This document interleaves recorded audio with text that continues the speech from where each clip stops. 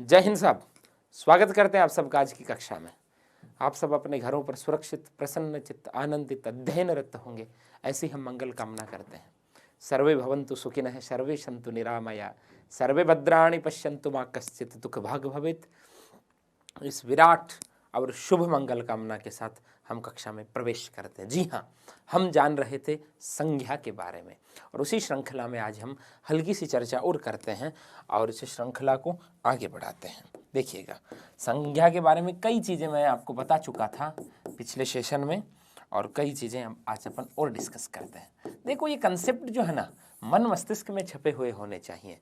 कुछ रटे हुए शब्दों के इर्द गिर्द अपने को नहीं घूमना है, समझ रहे हैं आप? ठीक है, तो संज्ञा किसे कहते हैं?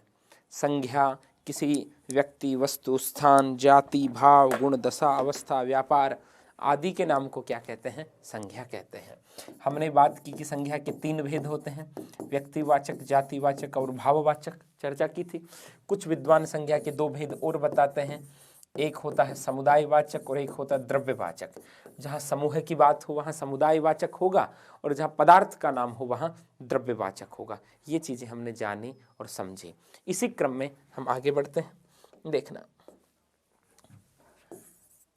आज आपको कुछ नई चीज़ें और बताता हूँ। नोट्स आपको विधिवत मिल ही जाते हैं, कक्षा में समझना होता है। कई बार कक्षा में कुछ चीज़ें अलग भी बता दी जाती है, तो उनको भी अपने पास एक पेन कॉपी होना चाहिए। कोई अपने को विशिष्ट लगे तो अपन नोट डाउन कर ले। मान लीजिए नोट्स में छूट जाए, उसमें अधीर नहीं होना होता, बट एकदम सहजता के साथ। देखना, आपको कुछ चीज़ें समझाते हैं। व्यक्तिवाचक संज्ञा जो है ना, वो निरर्थक होती है। व्यक्तिवाचक संज्ञा कैसी होती है? निरर्थक। और जातिवाचक संज्ञा जो है ना, वो कैसी होती है? सार्थक। मतलब क्या हुआ? क्योंकि व्यक्तिवाचक संज्ञाओं का कोई अर्थ नहीं होता और जातिवाचक संज्ञाएं अर्थ होती है। कैसे?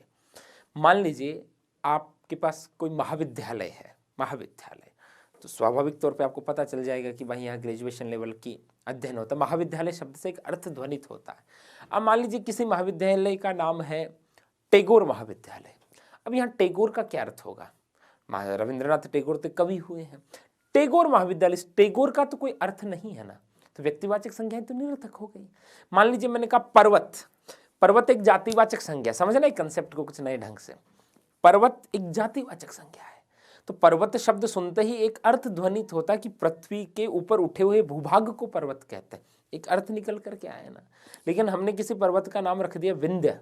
विंध्य का क्या मतलब? कोई मतलब नहीं है। किसी का नाम रख दिया अरावली, कोई अर्थ है क्या? कोई अर्थ नहीं है।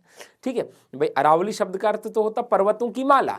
व्यक्तिगत किसी का कोई नाम रख दें, इसको और ढंग से समझाऊं, मैंने कहा मानव, मानव जातिवाचक संज्ञा है। इससे अर्थ प्रकट हो रहा। महाराज मनु की संतति को मानव कहते हैं, हम सब मानव हैं। ठीक है, अब किसी मानव का नाम रख दिया दीपक। मान लीजिए हमारा नाम रख दिया दीपक। अब दीपक शब्द का क्या अर्थ? कोई नहीं। दीपक माने दिया होता है। तो व्यक्तिवाचक संज्ञाएं निरर्थक होती है और जातिवाचक संज्ञाएं सार्थक होती है। कारण तभी तो एक चीज निकल करके आती है कि जातिवाचक संज्ञाएं अपरिवर्तनीय होती है। जातिवाचक संज्ञाओं को बदला नहीं जा सकता, लेकिन व्यक्तिवाचक संज्ञाओं को बदला जा सकता है। यह परिवर्तनीय होती है, इनको बदला जा सकता है। जातिवाचक संज्ञाएं अपरिवर्तनीय होती है और व्यक्तिवाचक संज्ञाएं परिवर्तनीय होती, इनको बदला जा सकता है। ये भी हमें ध्यान रखना होता है। कैसे भाई? जैसे मैंने कहा मानव, तो महाराज मनु की संततियों को मानव कहा जाएगा। लेकिन मैंने कहा दीपक, अभी दीपक शब्द ये व्यक्तिवाचक संज्ञा है, ये केवल पहचान है हमारी। ठीक है, इसको बदला जा सकता है। कवि दीपक बारेट, नाम को बदल दिया, व्यक्तिवाचक संज्ञा। डॉक्यूमेंट्स में जाना जाता था दीपक सिंह बारेट, कवि सम्मेलनों में जाने लगी, पहचाना जाने लगा कवि दीपक बारेट। बदल गए ना। ठीक है, व्यक्तिवाचक संज्ञाएं बदल सकती है। जैसे हमने थोड़ी देर पहले बात की थी टैगोर महाविद्यालय, आप कल को नाम बदल करके महात्मा टैगोर महाविद्यालय कीजिए, रविंद्रनाथ टैगोर महाविद्यालय कर दीजिए। ठीक है, मान लीजिए एक शहर था यूपी में इलाहाबाद, अब वो प्रयागराज हो गए। ठीक है, शहर तो है, शहर मानी जातिवाचक संज्ञा, लेकिन इलाहाबाद से प्रयागराज हो गए, व्यक्तिवाचक संज्ञा। ठीक है, तो व्यक्तिवाचक संज्ञाएं बदली जा सकती है। जैसे अमूमन कई बार ये होता कि विवाह के बाद बहुत सी बच्चियों के नाम बदल दिए जाते हैं। वो गुण मिलाते तो मिलते नहीं, तो पंडित जी उपाय सुझाते कि नाम बदल दो, और नाम बदल दिए जाते हैं। आपने देखा होगा ऐसा। तो अब वो मानव तो है, व्यक्तिवाचक संज्ञा बदली है, तो कुछ नए ढंग से समझना। जातिवाचक संज्ञाएं अपरिवर्तनीय हो सकती होती हैं, उनको नहीं बदला जा सकता। पर्वत को पर्वत ही कहा जाएगा, लेकिन विंध्य पर्वत को हो सकता है कल आप कोई और नाम दे दो। महाविद्यालय को महाविद्यालय कहा जाएगा, लेकिन टैगोर से आपने कवि टैगोर बना दिया, ठीक है। शहर शहर ही रहेगा, इलाहाबाद को आपने प्रयागराज बना दिया। तो व्यक्तिवाचक संज्ञाएं परिवर्तनशील होती है, और ये अपरिवर्तनीय क्यों होती है? क्योंकि ये नित्य होती है, ये हमेशा रहती है। और व्यक्तिवाचक संज्ञाएं अनित्य होती है, व्यक्तिवाचक संज्ञाएं नित्य नहीं होती। कैसे? मानव तो सदा ही रहेंगे, पर्वत तो सदा ही रहेंगे, नदियां तो सदा ही रहेंगे, जातिवाचक संज्ञा। लेकिन नदी, जैसे एक सरस्वती नदी थी ना, अभी तो नहीं है। तो जातिवाचक संज्ञाएं तो नित्य है, लेकिन व्यक्तिवाचक संज्ञाएं क्या होती? अनित्य होती, वो हमेशा नहीं रहती है। भाई शरीर जब तक जीवित रहता है तब तक मान लीजिए व्यक्ति है, शरीर मर गया तो वो व्यक्ति तो मर गया, ठीक है। तो जातिवाचक मानव तो है, लेकिन वो व्यक्तिवाचक संज्ञा जिसकी हम चर्चा कर रहे हैं वो चला, समझे आप? तो जातिवाचक संज्ञाएं सार्थक होती हैं, जातिवाचक संज्ञाओं को बदला नहीं जा सकता, और जातिवाचक संज्ञाएं हमेशा होती है। और व्यक्तिवाचक संज्ञाएं निरर्थक होती है, परिवर्तनीय होती है और अनित्य होती है। ये एक चीज और बताऊं, जातिवाचक व्यक्तिवाचक संज्ञाएं निरर्थक होती, ये तो हमने कहा। यहां आपको एक चीज और बता दें, ईश्वर, प्रकृति, परमात्मा, परमेश्वर, ये आदि कुछ संज्ञाएं है ना, ये सार्थक होती है, और इनको इनमें व्यक्तिवाचक संज्ञाएं मानी जाती है। ध्यान देना, ईश्वर, प्रकृति, परमात्मा, परमेश्वर, इन सभी शब्दों में कौन सी संज्ञा होती है? व्यक्तिवाचक संज्ञा, और ये सार्थक भी होती हैं। ये विशेष बात आप थोड़ा सा ध्यान रखना। तो ये कुछ नई चीजें हैं जी, मन था तो बता दिया, ठीक है। खैर कुछ चीजें और देखते हैं। तो व्यक्तिवाचक संज्ञा के बारे में तो तकरीबन चीजें स्पष्ट हो गई। जब एक इकाई की बात हो तो व्यक्तिवाचक संज्ञा होती है, और पिछली कक्षा में हमने कहा था कि एक के समूह की जहां बात हो वहां जातिवाचक संज्ञाएं होती है, ठीक है। व्यक्तिवाचक संज्ञाएं परिवर्तनशील होती है, अनित्य होती है और निरर्थक होती है, कुछ को छोड़कर, ईश्वर, प्रकृति, परमात्मा आदि को छोड़ करके। अब यहां देखना, मैं जातिवाचक की कुछ चर्चा करूं। एक चर्चा हम कर चुके थे कि व्यक्तिवाचक संज्ञाएं जब बहुवचन में आती है तो जातिवाचक बनती है, और जातिवाचक संज्ञाएं जब किसी विशेष अर्थ में एक वचन में आती है तो वो व्यक्तिवाचक बनती है। ये हम जान चुके थे। देखना, अब जातिवाचक संज्ञाओं की बात करें। जातिवाचक संज्ञाओं को अपन दो भागों में बांटते हैं, एक तो समुदायवाचक और दूसरी द्रव्यवाचक। समुदाय, यदि समूह का बोध कराने वाले शब्द हो वह समुदायवाचक संज्ञा होगी। कैसे? जैसे मैंने कहा कक्षा, छात्रों का समूह है, समूह का बोध कराता है। भीड़, सेना, समिति, मंडल, परिषद है, पुलिस, जत्था, गिरोह, कुंज आदि। जो जो शब्द किसी समूह का बोध कराते हैं वह कौन सी संज्ञा मानी जाएगी? समुदाय वाचक। ये जातिवाचक का ही भेद है। समूह है भाई, कुंज वृक्षों का समूह होता है ना, ठीक है।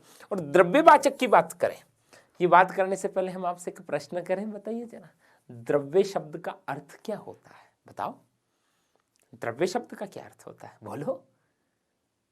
कुछ बोलेंगे तरल, जी नहीं, द्रव्य मानी होता पदार्थ। द्रव्य मानी क्या होता? पदार्थ। और आप जिसे तरल समझ रहे हैं ना, वो द्रव्य नहीं द्रव होता है। द्रव मानी तरल होता है। पदार्थ के हम तीन अवस्थाएं सुनते आए हैं अपन, ठोस, गैस, द्रव। द्रव्य में द्रव शामिल है, लेकिन द्रव में द्रव्य नहीं। अब माइंड सेटअप रहता है द्रव्य मानी लिक्विड फॉर्म, जो बहता हो, है ऐसा कहते हैं ना लोग। अब मान लीजिए अगले ने उदाहरण दे दिया लकड़ी, अगले ने उदाहरण दे दिया चावल, गेहूं, पत्थर, सोना, चांदी। अब जिस विद्यार्थी ने द्रव्य का अर्थ माइंड में ये सेट कर रखा तरल, तो वो तो बेचारा द्रव्यवाचक कर ही नहीं पाएगा। वो सोचेगा ये गेहूं आ गया जी, ये लिक्विड कैसे, ठीक है। तो द्रव्य मानी पदार्थ होता है और द्रव्य मानी तरल होता है। द्रव्यवाचक में कैसे नाम होंगे? पदार्थों के नाम हो जाएंगे भाई, जैसे सोना, चांदी। ये प्रश्न आया हुआ, सोना चांदी में कौन सी संख्या? द्रव्यवाचक संख्या, ठीक है। जैसे हमने कह दिया जी गेहूं, बाजरा, चावल, घी, शक्कर, तेल, है आदि। जहां जहां पदार्थ का नाम होगा वहां कौन सी संज्ञा होगी? द्रव्यवाचक। और ये दोनों भेद जो है जातिवाचक संज्ञा में ही शामिल किए जाते हैं। इतनी बात हमें समझ में आ गई। ठीक है। फिर हमने चर्चा की थी कि जातिवाचक संज्ञा जब किसी विशेष अर्थ में आती है तो वो व्यक्तिवाचक में चली जाती है। भाई जैसे मैं कहूँ पंडित जी ने कहा कि पंडित जी भारत के प्रथम प्रधानमंत्री थे, ऐसे हमने कहा पंडित जी ने कहा पंडित जी भारत के प्रथम प्रधानमंत्री थे, तो पंडित जी शब्द यहाँ व्यक्ति विशेष नेहरू जी की बात हो रही है, व्यक्तिवाचक संज्ञा होगी। गोस्वामी जी रामचरितमानस के रचयिता थे, तो गोस्वामी में तो सभी आ गए, जातिवाचक। गोस्वामी जी रामचरितमानस के रचयिता हैं, तो यहाँ गोस्वामी जी शब्द केवल तुलसी जी की चर्चा हो रही, तो कौन सी संज्ञा होगी? व्यक्तिवाचक संज्ञा होगी। कौन सी संज्ञा होगी? व्यक्तिवाचक। इतनी चीजें हमने देखी थी। लेकिन यहाँ आपको एक चीज और बताऊं मैं, क्या कि जो रिश्तों के नाम होते हैं, भाई, भतीजा, भांजा, पदों के नाम होते हैं, शिक्षक, डॉक्टर, वकील, इंजीनियर, ठीक है, आपके प्राकृतिक तत्वों के नाम होते हैं, जल, वायु आदि प्राकृतिक तत्वों के, और प्राकृतिक आपदाओं के हैं, भूकंप, ज्वालामुखी, बाढ़, ये सभी किस श्रेणी में माने जाते हैं? जातिवाचक संज्ञा की श्रेणी में माने जाते हैं। ये बात हमें स्मरण रखनी है। दूसरी बात, कई बार क्या होता है कि कुछ शब्द जो है ना, कुछ व्यक्तिवाचक संज्ञाएं किसी विशेष अर्थ में प्रचलित हो जाती है और वो उसी अर्थ में लोग उसका प्रयोग लेने लग जाते हैं, तो ऐसी स्थिति में उसमें जातिवाचक संज्ञा मानी जाएगी। उदाहरण से समझिएगा इस बात को। जैसे मैंने एक वाक्य लिखा, ध्यान से समझना, आज भी भारत में श्रवण कुमार पैदा होते हैं। आज भी भारत में श्रवण कुमार पैदा होते हैं। अब यहां श्रवण कुमार शब्द में कौन सी संज्ञा मानी जाएगी? जातिवाचक। जबकि श्रवण कुमार तो एक व्यक्ति का नाम था, व्यक्तिवाचक होनी चाहिए, लेकिन श्रवण कुमार माता पिता की सेवा करने वाले समूह का सूचक हो गया श्रवण कुमार शब्द, तो कौन सी संज्ञा हो गई? जातिवाचक। कौन सी संज्ञा होगी? जाति। आज भी भारत में श्रवण कुमार पैदा होते हैं, तो श्रवण कुमार में कौन सी संज्ञा हो गई? जातिवाचक। जैसे मान लीजिए मैंने एक उदाहरण लिखा, समुद्रगुप्त भारत का नेपोलियन था। समुद्रगुप्त भारत का नेपोलियन था, मैंने एक वाक्य लिखा। अब नेपोलियन तो एक योद्धा का नाम था, व्यक्तिवाचक संज्ञा होनी चाहिए, लेकिन नेपोलियन शब्द यहाँ किसी योद्धा के अर्थ में रूढ़ हो गया। विशेष योद्धा के, जो महाबली हो, है, चतुर, चालाक, प्रतापी, यशस्वी कोई योद्धा हो, उस अर्थ में रूढ़ होने लग गया, परंपरागत अर्थ में ये प्रचलित हो गए ये शब्द। तो ऐसी स्थिति में जब कोई शब्द किसी विशेष गुण धर्म का द्योतक हो जाता है, तो उसमें कौन सी संज्ञा मानी जाती है? जातिवाचक।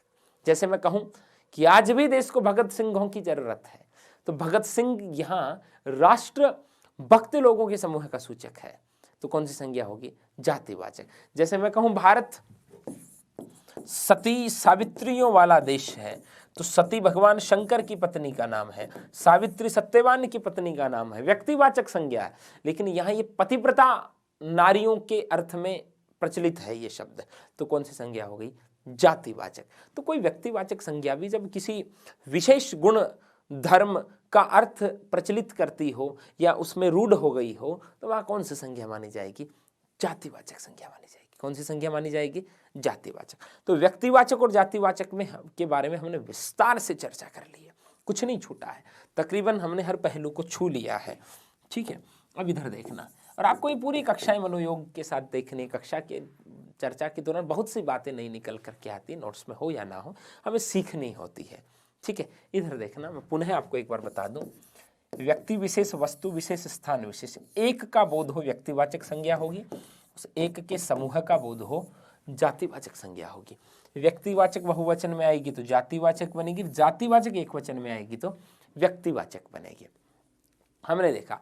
और कोई व्यक्तिवाचक संज्ञा किसी विशेष गुण धर्म के अर्थ में रूढ़ हो जाए तो उसमें भी कौन सी मानी जाती है? जातिवाचक मानी जाती है। जातिवाचक के दो भेद हैं, जहां समूह की बात हो वहां समुदायवाचक या समूहवाचक, और जहां पदार्थ का नाम हो वहां द्रव्यवाचक। फिर मैंने कुछ चीजें ऐसे ही बता दी आपको कि प्रकृति, परमात्मा, परमेश्वर, ईश्वर आदि को छोड़कर व्यक्तिवाचक संज्ञाओं का कोई अर्थ नहीं होता, लेकिन जातिवाचक संज्ञाओं का क्या होता है? अर्थ होता है। और जिनका अर्थ नहीं होता उन्हीं को बदला जा सकता है, जिनका अर्थ होता उनको बदलते ही तो अनर्थ हो जाएगा। तो जातिवाचक संज्ञाएं जो है अपरिवर्तनीय होती है और व्यक्तिवाचक संज्ञाएं परिवर्तनशील होती है, और अपरिवर्तनीय उन्हीं को कहा जा सकता है जो नित्य हो, जो शाश्वत हो, और जो हमेशा नहीं हो वो क्या होगी, अनित्य व्यक्तिवाचक संज्ञाएं होंगी। इतनी चीजों पे हमने विस्तार से चर्चा की। अब हम बात कर रहे हैं भाववाचक संज्ञा की। अब बड़ा सरल हो गया है भाववाचक को समझना। कैसे? अरे भाई बड़ा सरल हो गया है। कैसे हुआ ये आप सोचो कि जहां ना तो व्यक्तिवाचक हो और जहां ना जातिवाचक हो, वहां कौन सी होगी, भाववाचक होगी। भाई व्यक्तिवाचक में व्यक्ति विशेष की बात होगी, स्थान विशेष की बात होगी और वस्तु विशेष की बात होगी। जातिवाचक में उनके समूह की बात होगी। भाववाचक में ना व्यक्ति की बात हो, ना वस्तु की बात हो, ना स्थान की बात हो, वह भावों की बात हो। इसको समझाने के लिए मैं एकदम मस्ती में कहा कर, तो भाव भाव भाव माने भावनाएं, इमोशंस, फीलिंग्स। जिन चीज़ों को आप हृदय से अनुभव करते हो वहाँ भाववाचक संज्ञा होगी। हाँ, फीलिंग्स आप समझ जाइएंगे। आप जो फील करते हो, आप हार्ट से, हृदय से जिन्हें अनुभूत करते हो, वहाँ भाववाचक संज्ञा होगी। ये परिभाषा नहीं है, आपको समझाने के लिए कह रहा हूँ। जिनका कोई निश्चित जो है रूप रंग आकार ना हो, अपन कह सकते हैं, जिनको हम हाथ से स्पर्श नहीं कर सकते, जिनका कोई परिमाण ना हो, जिनको मापा तोला नहीं जा सकता हो, वहां कौन सी संज्ञा होती है, भाववाचक संज्ञा। उदाहरणों से देखते। भाव, देखना, भाव की बात करें, प्रेम से सुंदर तो भाव ही क्या होगा, है जी।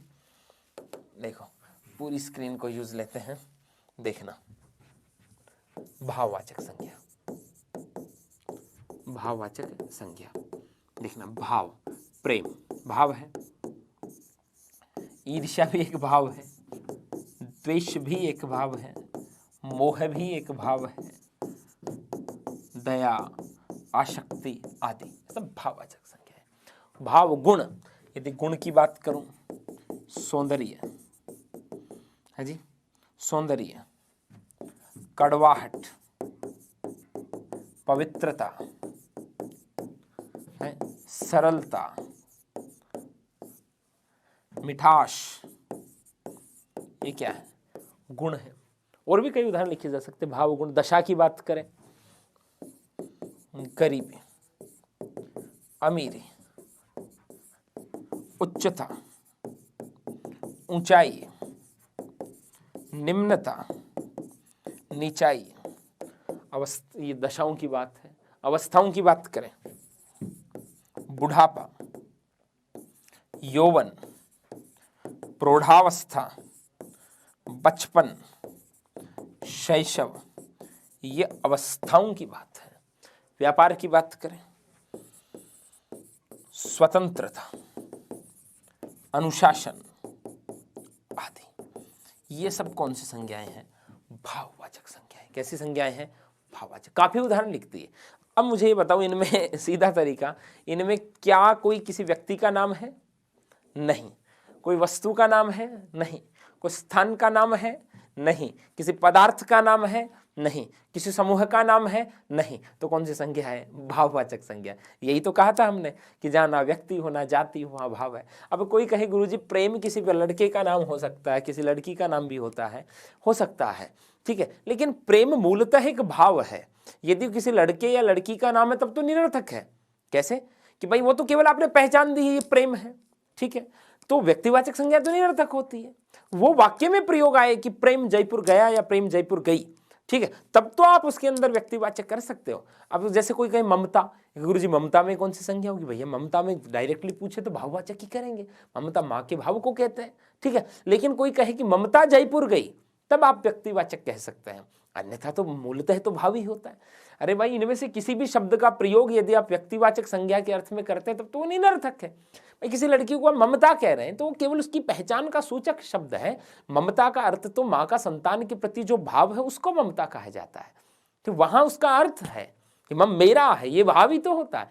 और किसी की पहचान ममता हो गई, ठीक है, तो वो तो व्यक्तिवाचक संज्ञा हुई, और व्यक्तिवाचक संज्ञा क्या होती है, निरर्थक होती है। अब कोई वाक्य दे ममता की अपनी संतान के प्रति गहरी ममता है, तो पहले वाली ममता है व्यक्तिवाचक, दूसरे वाली ममता भाववाचक। क्योंकि एक बात मैंने कही थी पिछली कक्षा में, क्या कि संज्ञा का अंतिम निर्धारण तभी संभव है जब वो वाक्य में प्रयोग हो। लेकिन डायरेक्टली आपको कोई पूछे ममता में कौन सी संज्ञा, तो भाव ही करेंगे, प्रेम में कौन सी संज्ञा, भाव ही करेंगे, स्वाभाविक सी बात है। तो ये भाववाचक संज्ञा बड़ा सीधा और सरल तरीका है। भाववाचक संज्ञा का। देखो वैसे यदि अपन चर्चा करें भाववाचक संज्ञा के निर्माण को लेकर के, तो इसको अपन दो भागों में बांट सकते हैं चाहे तो, भाववाचक संज्ञा को, बड़ी बात नहीं है, ऐसे मस्तिष्क में रखने के लिए बता रहा हूँ, ठीक है, कोई ऐसे नोट्स वोट्स में इसकी आवश्यकता नहीं है, एकदम डायरेक्टली आपको बता रहा हूँ। भाववाचक संज्ञाओं को दो भागों में बांट सकते हैं अपन, एक तो अयौगिक भाववाचक संज्ञाएं रूढ़ है, और एक यौगिक भाववाचक संज्ञाएं। भाई जो शब्द परंपरा में चले आ रहे, बिना किसी से जोड़े हुए, कहीं भी मेल नहीं हुआ, रूढ़ शब्द है, वो अयौगिक होते हैं। भाई जैसे ये दया है, दया भाववाचक संज्ञा, ये तो डायरेक्ट चला आ रहा है, इसमें किसी शब्द का जोड़ नहीं हुआ। और यौगिक है, जो जोड़ से बनती है, जो प्रत्यय जोड़ने से बनती है, वो यौगिक होती है। अब यौगिक भाववाचक संज्ञाओं को मूलतः 5 प्रकार से बना सकते हैं।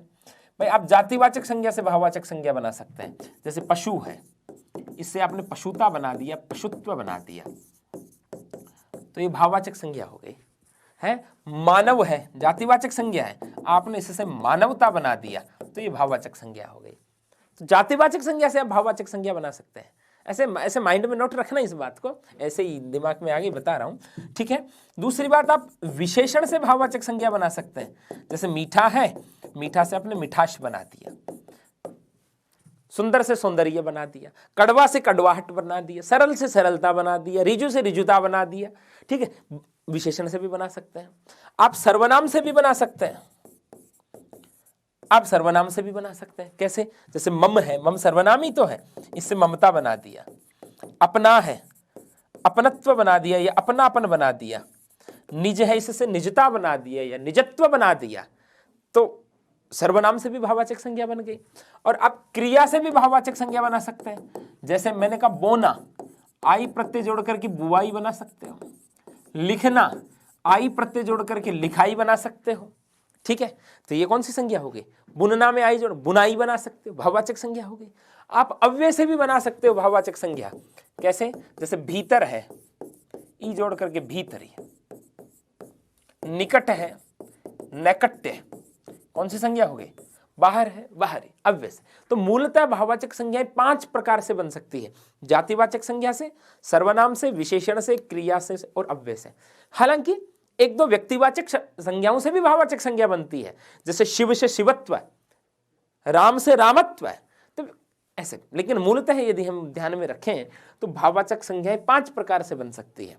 मूलतः 2 श्रेणियों में अपन इनको बांट सकते हैं, ऐसे माइंड में नोट कर लेना, हल्का सा ऐसे भी नोट कर सकते हो आप इस बात को, ठीक है। ये कोई नोट्स का इश्यू नहीं है। भाववाचक संज्ञाएं 2 भागों में, अयौगिक और यौगिक।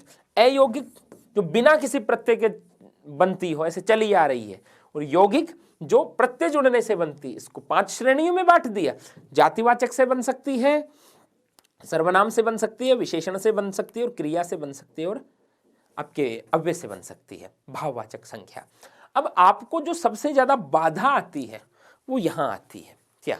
एक प्रश्न पूछा जाता है कि संज्ञा से विशेषण बनाना, या जैसे 3 शब्द दे दिए संज्ञा के, 1 दे दिया विशेषण का, और प्रश्न पूछ लिया कि इनमें से विशेषण कौन सा है, इनमें विशेषण कौन सा है, या 3 विशेषण दे दी, 1 भाववाचक संज्ञा दे दी, इनमें से संज्ञा कौन सी है। इस प्रकार के प्रश्न कई बार देखने को मिलते हैं, विद्यार्थी कंफ्यूज हो जाते हैं। जरूरत ही नहीं है यार कंफ्यूजन की, आपको सीधा बता रहे हैं। देखना इधर, देखो एक बार आप विशेषण बनाओ तो सही, हालांकि विशेषण का टॉपिक जब देखेंगे तब ये स्वतः क्लियर हो जाएगा। लेकिन देखो, प्रेम, प्रेम से क्या बन सकता? प्रेमी। भाई जैसे मैं कहूं रसगुल्ले में मिठास है, तो मिठास भाववाचक संज्ञा है। रसगुल्ला मीठा है, तो मीठा विशेषण है। ये मैंने बताया तब तो है, लेकिन ये लिखा हुआ आ जाए तब गड़बड़ हो जाता है। इसलिए एक बार बनाते हैं अपन। बोलना, आपको वहां चुप नहीं बैठे रहना, आपको बोलना है। ईर्ष्या से क्या हो गया? ईर्ष्यालु। द्वेष से क्या हो गया? द्वेषी। बोलो। मोह से क्या हो सकता है? मोहित। दया से दयालु। आसक्ति से आसक्त। आसक्ति से आसक्त। बोलो। सौंदर्य से सुंदर। कड़वाहट से कड़वा। पवित्रता से पवित्र। सरलता से सरल। मिठास से मीठा। गरीबी से गरीब। अमीरी से अमीर। उच्चता से उच्च। ऊंचाई से ऊंचा। बोलो। निम्नता से निम्न। बुढ़ापा से बूढ़ा। यौवन से युवा। बचपन से बच्चा। शैशव से शिशु, शैशव से शिशु, स्वतंत्रता से स्वतंत्र और अनुशासन से अनुशासित, ये विशेषण है जी। अब मान लीजिए मैंने इनको मिक्स कर दिया, हमें नहीं पता कौन संज्ञा है और कौन विशेषण है, तो इसको पहचानने का बड़ा एक सीधा सरल तरीका, कहीं आप ना अटको, आपको केवल एक पंक्ति लिखनी है। क्या देखना, आपको ये लिखना है राम है, बीच में रिक्त स्थान दे दिया, ठीक है।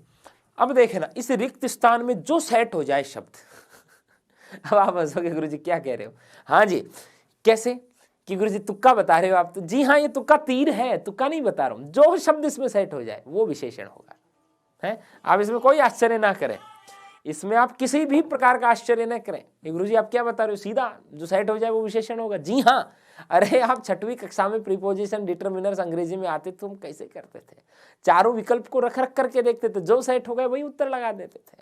लेकिन उस समय वो नादानी थी, इस समय ये बुद्धिमानी है। हाँ, जो कारण आपको कहीं उलझने की जरूरत ही नहीं, इसमें जो शब्द व्यवस्थित हो जाए वो विशेषण होगा।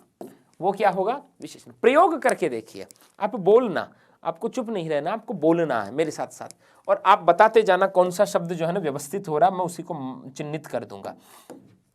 राम प्रेम है, राम प्रेमी है, मैंने दो वाक्य बोले, कौन सा शब्द व्यवस्थित होगा, राम प्रेम है, राम प्रेमी है, प्रेमी है, विशेषण। राम ईर्ष्या है, राम ईर्ष्यालु है, कौन सा शब्द व्यवस्थित लग रहा है, सेट हो रहा, ईर्ष्यालु है। राम द्वेष है, राम द्वेषी है, राम द्वेषी है, द्वेष तो नहीं उचित लग रहा। राम मोह है, राम मोहित है, बोलो बोलो, राम मोह है, राम मोहित है, कौन सा शब्द सेट हो रहा है, मोहित है, राम मोहित है, मोह में डूबा। राम दया है, राम दयालु है, राम दयालु है। राम आसक्ति है, राम आसक्त है, राम आसक्त है। राम मिठास है, राम मीठा है, राम मीठा है। राम सरलता है, राम सरल है, राम सरल है। राम पवित्रता है, राम पवित्र है, राम पवित्र है। राम कड़वाहट है, राम कड़वा है, राम कड़वा है। राम सौंदर्य है, राम सुंदर है, राम सुंदर है। राम गरीबी है, राम गरीब है, राम गरीब है। देखना जो शब्द उचित लग रहा वो विशेषण ही होगा, बोलते जाओ। राम अमीरी है, राम अमीर है, राम अमीर है। राम उच्चता है, राम उच्च है, राम उच्च है। राम ऊंचाई है, राम ऊंचा है, राम ऊंचा है। राम निम्नता है, राम निम्न है, राम निम्न है। राम शैशव है, राम शिशु है, राम शिशु है। देखना ये तीर है, ये तुक्का नहीं है, आप कहना कैसे करे। राम अनुशासन है, राम अनुशासित है, राम अनुशासित है। राम बचपन है, राम बच्चा है, राम बच्चा है। राम यौवन है, राम युवा है, राम युवा है। राम बुढ़ापा है, राम बूढ़ा है, राम बूढ़ा है। राम स्वतंत्रता है, राम स्वतंत्र है, राम स्वतंत्र है। तो जो शब्द व्यवस्थित हो गया, जो शब्द सेट हो गया, जो उचित प्रतीत हो रहा है, जो अटपटा नहीं लग रहा, वो हमेशा क्या है, विशेषण है। तो आपको किसी उलझन की जरूरत ही नहीं। किताबों में 5-5 7-7 पन्ने भरे आए, वो हटाओ और वो लगा और वो हटाओ, बिना मतलब की बावली बातें, काम हो गया हमारा। हालांकि जब विशेषण पढ़ेंगे तो विशेषण की अलग से ही पहचान सीख जाएंगे अपन, भाई ये विशेषण है, अपन कंसेप्ट के अनुसार देख लेंगे, लेकिन वाक्य में प्रयोग करके अपने इस कन्फ्यूजन को दूर कर सकते हैं, समझे। तो यहाँ आपका ये संज्ञा का टॉपिक, कई नई बातें भी आपको सुनने को मिली होंगी, आशा करता हूँ। यह विश्राम सा ले रहा है, एक बार आप मेरे साथ साथ बोल दें तो बहुत अच्छा होगा, आपको याद हो जाए। बोलो, संज्ञा समधन ज्ञा, सम्यक ज्ञान। संज्ञा का पर्यायवाची शब्द नाम। किसी के भी नाम को क्या कहते हैं, संज्ञा। नाम भले व्यक्ति का हो, भले वस्तु का हो, भले स्थान का हो, भले जाति का हो, भले समूह हो, भले भाव हो, ठीक है, नाम को संज्ञा कहते हैं। 3 भेद होते हैं, व्यक्तिवाचक, जातिवाचक और भाववाचक। कुछ विद्वान 5 बताते हैं, एक बताते समुदायवाचक और एक बताते हैं द्रव्यवाचक। लेकिन ये समुदायवाचक और द्रव्यवाचक दोनों ही जो है ना, वो जातिवाचक संज्ञा के उपभेद होते हैं। इसलिए मुख्य भेद कितने बचे, 3। जहाँ पर्टिकुलर एक का नाम हो वहाँ व्यक्तिवाचक संज्ञा होगी, और जहाँ उस एक के समूह का नाम हो वहाँ जातिवाचक होगी। व्यक्ति विशेष, वस्तु विशेष, स्थान विशेष के नाम को व्यक्तिवाचक कहते हैं। उनके समूह के नाम को जातिवाचक कहते हैं। ठीक है, व्यक्तिवाचक बहुवचन में आती है, जातिवाचक बनती है, जातिवाचक विशेष अर्थ में एक वचन में आती है, व्यक्तिवाचक संज्ञा बनती है। और कुछ व्यक्तिवाचक संज्ञाएं यदि किसी विशेष गुण धर्म के अर्थ में रूढ़ हो गई तो वह भाववाचक संज्ञा, जातिवाचक संज्ञा होती है। कौन सी संज्ञा? जातिवाचक संज्ञा होती है। जातिवाचक को दो श्रेणियों में बांटा, एक समुदायवाचक और एक द्रव्यवाचक। जहाँ की समूह का नाम हो, जैसे कुंज है, निकुंज है, जत्था है, गिरोह, डाकुओं के समूह गिरोह है, बदमाशों का समूह गिरोह, जत्था यात्रियों का समूह है, मंडली, सेना, पुलिस, परिषद, सभा, कक्षा, ये सभी शब्द समूह के सूचक है, तो इनको समूहवाचक कहते हैं। और जहाँ किसी पदार्थ का नाम हो वह द्रव्यवाचक हो जाएगी। ठीक है, रिश्तों के नाम, पदों के नाम, प्राकृतिक तत्वों के नाम, प्राकृतिक आपदाओं के नाम जातिवाचक की श्रेणी में आएंगे। व्यक्तिवाचक संज्ञा का कोई अर्थ नहीं होता, जातिवाचक संज्ञा सार्थक होती है। व्यक्तिवाचक संज्ञाएं हमेशा नहीं रहती, जातिवाचक संज्ञाएं नित्य रहती है। व्यक्तिवाचक संज्ञाएं परिवर्तनशील होती है, जातिवाचक संज्ञाएं अपरिवर्तनीय होती है। ईश्वर, प्रकृति, परमात्मा, परमेश्वर में व्यक्तिवाचक संज्ञा होती है। फिर हमने आगे बढ़े और हमने देखी भाववाचक, चाहे ये दोनों ही ना होती वह भाववाचक होती है। जिन चीज़ों को हम हाथ से स्पर्श नहीं कर सकते वह भाववाचक संज्ञा होती है। जो अनुभवजन्य चीज वह भाववाचक संज्ञा होती है, और उसकी पहचान भी हमने देखी। मैंने कुछ नई चीज़ भी यहाँ बता दी कि भाववाचक संज्ञाओं को दो श्रेणी में बांट सकते हैं, इसको नोट करना आप हल्का सा चाहो तो, बाकी नहीं। भाववाचक संज्ञा दो श्रेणियों में, एक अयौगिक और एक यौगिक। जो बिना प्रत्यय के चली आ रही है वो अयौगिक, जो प्रत्यय जुड़ करके बनती है वो यौगिक। यौगिक को पांच प्रकार से अपन भाववाचक संज्ञा बना सकते हैं। जातिवाचक संज्ञा से भी बना सकते हैं, विशेषण से भी बना सकते हैं, सर्वनाम से भी बना सकते हैं, क्रिया से भी बना सकते हैं, अव्यय से भी बना सकते हैं। अपवाद के तौर पे मैंने कहा कुछ व्यक्तिवाचक संज्ञाओं से भी भाववाचक संज्ञा बनती है। ये चीज़ जो है ना आपको नोट्स में नहीं भी मिले तो आप हल्के से क्या कर लेना, नोट कर लेना। ये आपके ज्ञानवर्धन के लिए हमने बताई है। ठीक है, इसी के साथ इस कक्षा को हम विश्राम देते हैं।